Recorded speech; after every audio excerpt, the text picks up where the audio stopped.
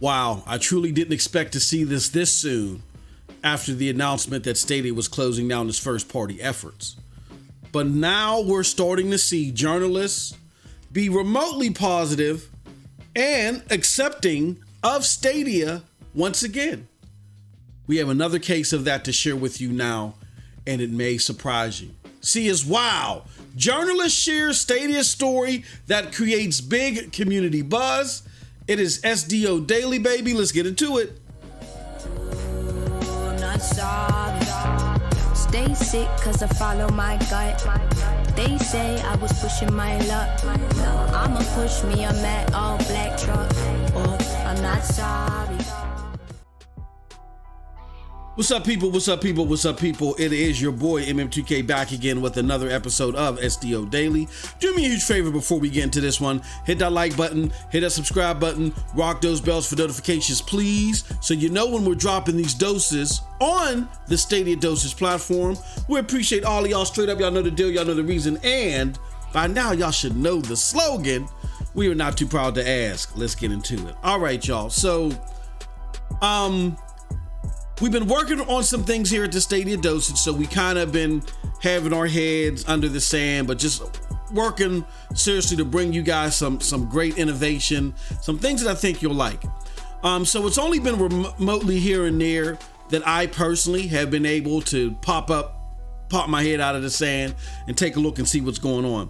There was this article that was dropped the day of this recording, but at first I didn't catch on to it until later. And I'm like, wow, this is really an interesting take on Stadia, right? So the article comes from wired.com and it's written by senior writer Adrian So.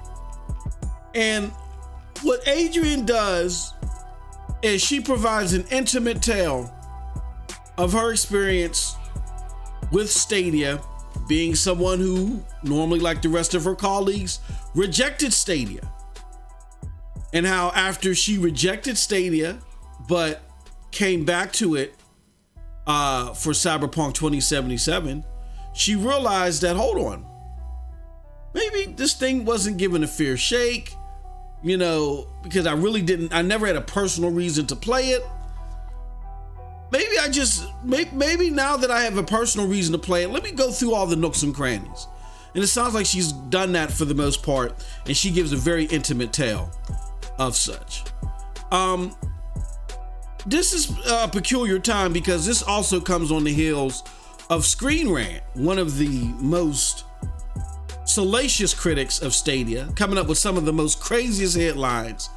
Them coming out here and praising Stadia Pro. Now, if you come across their article, we're not going to highlight it there because they still got a long ways to go. But if you come across their article, you'll still see that it's a typical conjecture. Stuff is wrong. But they've actually started to turn slowly into trying to give the platform some praise. And they applaud the Stadia Pro model. And they also admit to in so many words that people are hating on Stadia because it being a full cloud dedicated solution, that people thought that something like that would only be worth as a Game Pass model. And as you're seeing more and more, you're about to see from So, that may not be the case. But with no further ado, enough with the babbling. Let's get into the story. You know how we do. Let me tell you something. This is the story from Wired.com. It's titled, and I love this title. I love it. Adrian, bravo. It's titled, Let's Just Agree That Stadia is Actually Fine. Or like my brother Next Gen 720 of the Broadband Bullies always says, let's take the biggest knife out of the drawer and cut the bull-ish out. Let's just stop it. Let's stop with the whole business model thing. Let's stop with the we don't know who it's for thing. Let's stop with the it has no potential thing. It doesn't work thing. Let's just stop it.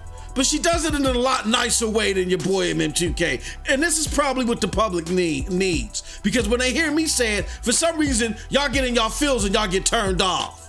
But I am what I am. let's go into Ms. So's story nonetheless. It says, so Google's cloud-based gaming service isn't perfect, but for plenty of players, it's enough. Now, she talks about how she got Cyberpunk on the platform after already having it as a review model, which she really wasn't personally interested in it.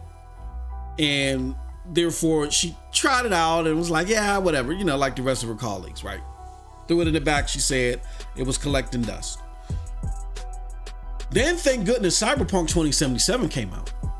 And when that came out, the only other console that she had at the time was the Switch. So she had to go play this on Stadia, so she dusted off and played it.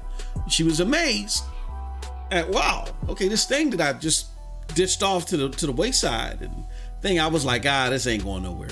Actually does something, and it does something for me, for people like me. And she breaks it down. And she also says there's one part in here that I think is critically important.